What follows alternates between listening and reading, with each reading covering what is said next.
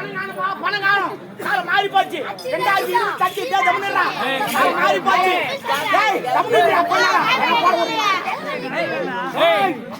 அந்த பணத்துக்கு கால் முளைச்சிருக்கும் அது பாத்ரூம் போயிருக்கும் வரும் அது புரியல.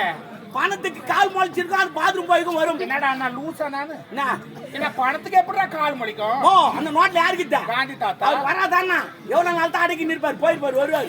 ஆனா காந்தி தாத்தா ஒரு நாள் எடுத்து வந்து அழுகுறாரு.